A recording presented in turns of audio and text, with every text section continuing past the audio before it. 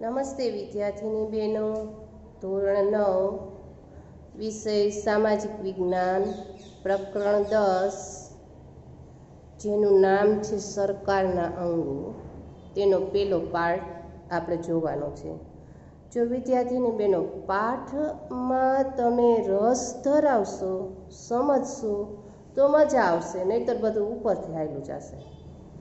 અને સૌથી મહત્ત્વની વસ્તુ આ પાઠમાં શું છે તો કે જે કોઈ જાહેર પરીક્ષા આપતા હોય ને તેમાંના ઘણા પ્રશ્નો, જે સરકારની નીતિ રીતિ, સરકારના અંગો કયા કયા છે, એ બધી જ માહિતી છે તે આ પ્રકરણમાંથી તમને મળી રહેશે. માટે દરેક વિદ્યાર્થીની બહેન છે એ ધ્યાનપૂર્વક સમજજો, ઉડાવી ન દેતા હાલો જોઈ લીધું અને જવા દીધું એ રીતે. તો જો આપણે વાત કરીએ સરકારના અંગો, તો એમાં જો આપણું શરીર છે તેમાં એક આદો અંગ ન હોય તો આપણું શરીર કેવું કહેવાય? અપૂર્ણ કહેવાય. બરાબર? આપણે વ્યવસ્થિત રીતે કામ કરી શકીએ નહીં. તો એવી જ રીતે સરકાર છે, તો એના અંગો છે, એના 3 અંગો છે. તો એ 3 અંગો કયા કયા? તો કે ધારાસભા, કારોબારી અને ન્યાયતંત્ર. હવે જો આ 3 અંગોમાંથી એક પણ અંગ છે ને તે કામ ન કરે ને તો સરકાર છે તે બરાબર ચાલી શકે નહીં. તો આ 3 અંગો આપવામાં આવેલા છે. હવે દરેકને અલગ અલગ કામ સોંપવામાં આવેલું છે અને દરેકનું કામ છે એ ચોકસાઈપૂર્વક થવું જોઈએ. તો આ 3 અંગો અને કેવા પ્રકારનું કામ કરવાનું છે, તેમની પાસે કઈ કઈ સત્તાઓ છે, પછી તેમના વચ્ચેના અરસપરસના સંબંધો કેવા પ્રકારના છે, એના વિશે આપણે જોવાનું. જો આગળ તમે આપણા જે મૂળભૂત હકો, ફરજો, રાજનીતિના માર્ગદર્શક સિદ્ધાંતો, ત્યાર પછી બંધારણ, એ બધા વિશેની માહિતી છે તે આપણે મેળવી લીધી. બરાબર? હવે રાજ્યના ગતિશીલ વિકાસની સિદ્ધિ અર્થે કે રાજ્ય છે તે ગતિ આગળ કરે, એનો વિકાસ થઈ શકે, એટલા માટે શું કરવામાં આવ્યું? તો કે સરકારના 3 અંગો. હવે કયા કયા 3 અંગો? મેં તમને કહ્યું, એક ધારાસભા, બીજું કારોબારી અને ત્રીજું ન્યાયતંત્ર. બરાબર? તો આ 3 અંગો છે એના વચ્ચે પરસ્પર ઐક્ય, સહકાર અને સંકલન, કે સહકાર સ્થાપવાનું છે, સંકલન, સાથે મળી અને કાર્ય કરવાનું છે. અને સરકાર અસરકારક અને કાર્યક્ષમ શાસન કરી શકે એટલા માટે જો ધારાસભાએ કેવા પ્રકારનું કાર્ય કરવાનું છે, તો ધારાસભાએ કાયદો ઘડવાનું કાર્ય કરવાનું છે. હવે આ એક જ એની પાસે કામ છે. બરાબર? એટલે કેવું કરવાનું? આપણને ઘરે મમ્મી કામ સોંપે એમ કે તાર જે કામ કરવું હોય એ કર, તો આપણે વ્યવસ્થિત રીતે કરીએ નહીં, પરંતુ ક્યારેક મમ્મીને ગુસ્સો આવે ને કામનો ભાગ પાડી દે કે કચરા પોતા તારે જ કરવાના ને ચોખ્ખા હોવા જોઈએ. બરાબર? તો એ ધારાસભા છે એને કાયદો ઘડવાનું જ કામ કરવાનું. પછી કારોબારીએ કેવા પ્રકારનું કામ કરવાનું? તો કે કારોબારીએ જે ધારાસભાએ જે કાયદો ઘડેલો છે એ ઘડેલા કાયદાનો અમલ કરવાનો છે. મમ્મીએ કાયદો ઘડી દીધો, હવે આપણે એનો અમલ કરવાનો છે. બરાબર? હવે ત્રીજો અંગ છે ન્યાયતંત્ર. એ તો સાવ અલગ છે આ બંનેથી. આ બંને એકે કાયદો ઘડ્યો, એકે ઘડેલા કાયદો કર્યો, પછી શું કરવાનું? એને નિષ્પક્ષ રીતે કાર્ય કરવાનું છે.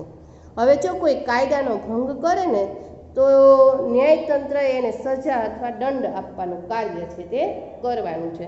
હવે સરકારે આ 3 અંગો દરેકને અલગ અલગ કામગીરી સોંપી દીધી છે અને એ રીતે કાર્ય છે તે કરવાનું છે. તો આ રીતે ભારતીય બંધારણ એટલે કે સંઘ એટલે કે કેન્દ્ર કક્ષાએ, આપણે કહીએ છીએ ને કે કેન્દ્ર કક્ષા, કેન્દ્ર સરકાર અને રાજ્ય સરકાર, તો સંઘ એટલે કે કેન્દ્ર કક્ષાએ. હવે એમાં કોનો સમાવેશ થાય છે તો એના વિશે વિગતે ચર્ચા તો આગળ આપણે કરશું. એમ છતાંય હું તમને થોડી ઘણી માહિતી આપું તો એમાં સંસદ અને રાજ્યોના વિધાન ગૃહો, કારોબારી એટલે કે સંઘમાં કોનો કેન્દ્રમાં કોનો સમાવેશ થાય છે એ પણ તમે વ્યવસ્થિત ધ્યાન રાખી અને સાંભળજો. અને જો તમને અનુકૂળતા હોય તો સાથે સાથે લખતા પણ જજો. રાષ્ટ્રપતિ, વડાપ્રધાન, પ્રધાનમંડળ અને તેનું કાર્યાલય તથા વહીવટી તંત્ર જ્યારે રાજ્ય કક્ષાએ, હવે આપણે રાજ્ય સરકારની વાત કરીએ તો એમાં પહેલા રાજ્યપાલ, ત્યાર પછી મુખ્ય પ્રધાન અને તેનું પ્રધાનમંડળ અને તેનું કાર્યાલય. વહીવટી તંત્ર એકબીજા સાથે ગાઢ રીતે એકબીજા સાથે સંકળાયેલું છે. હવે જો આમાં ન્યાયતંત્ર છે ને, એ ન્યાયતંત્રમાં સર્વોચ્ચ અદાલત, ટોચ પર અદાલત, સૌથી આના પછીનું ચેપ્ટર છે એમાં આપણે જોવાનું છે. તો જે 3 અદાલતો છે તો એના વિશે આપણે આખું પ્રકરણ આગળનું જોવાનું છે.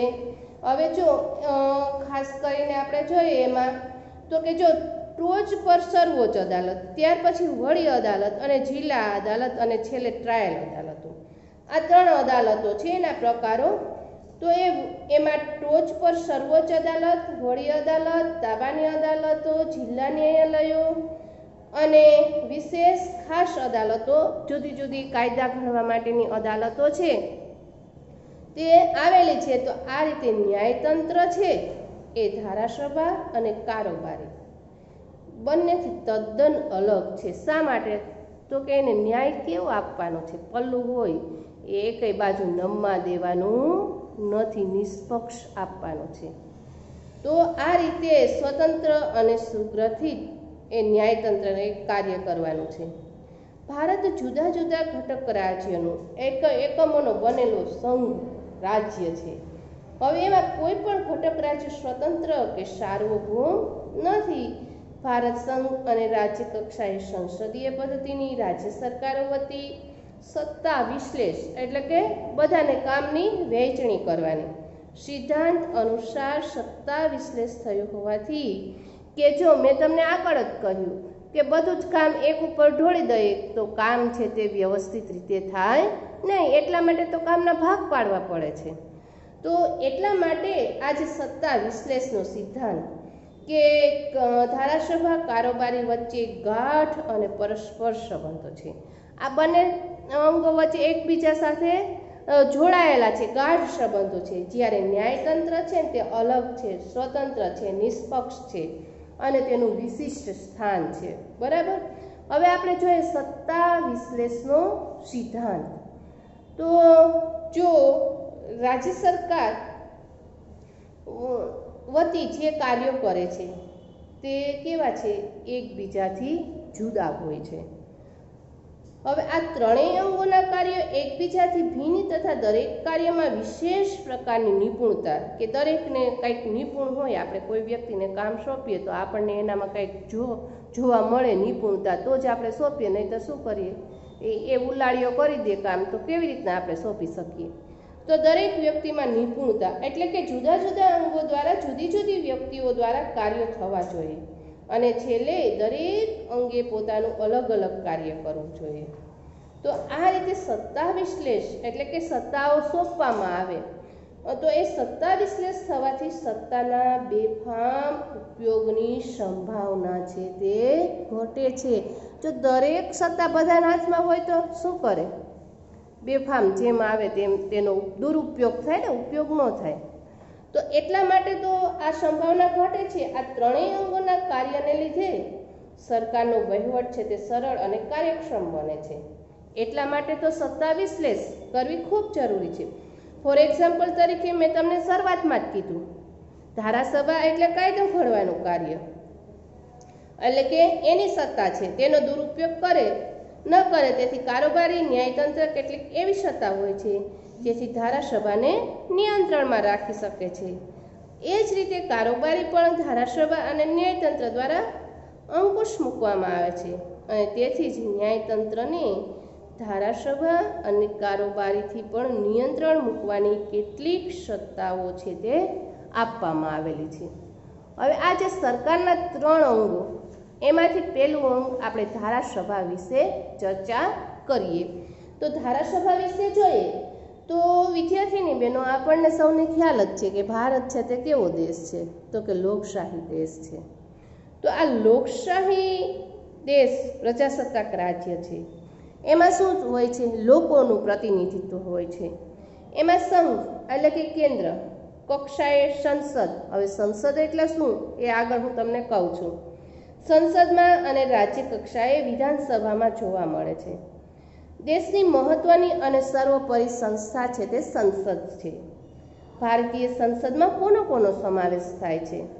તો કે ભારતીય સંસદમાં રાષ્ટ્રપતિ, ઉપરાષ્ટ્રપતિ, રાજ્યસભા અને લોકસભા. હવે જો આ ધારાસભાના બે ગ્રુપો છે, રાજ્યસભા અને લોકસભા. હવે એના વિશે આપણે જોઈએ, જો રાજ્યસભા છે તે ઉપલું ગૃહ છે અને લોકસભા છે તે નીચલું ગૃહ છે. હવે એમાં જે લોકસભાના સમાવેશમાં લોકસભાના બે ગૃહો મેં તમને કહ્યું, એમાં એક ગૃહી ધારાસભા અને દ્વિગૃહી ધારાસભા. હવે એક ગૃહી ધારાસભા કોને કહેવામાં આવે છે?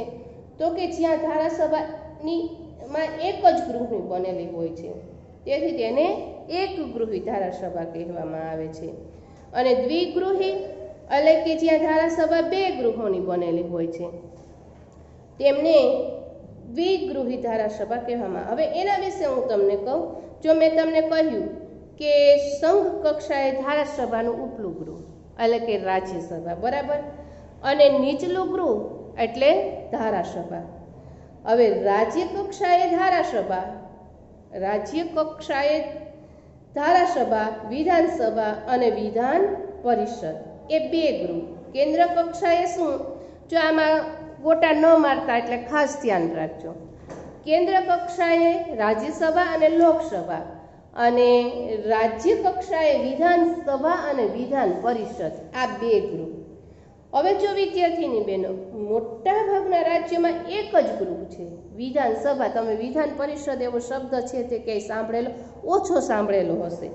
અને જો આપણા ગુજરાત રાજ્યમાં તો છે જ નહીં વિધાન પરિષદ, પણ બિહાર, ઉત્તર પ્રદેશ, મહારાષ્ટ્ર જેવા કેટલાક રાજ્યોમાં વિધાન પરિષદ છે.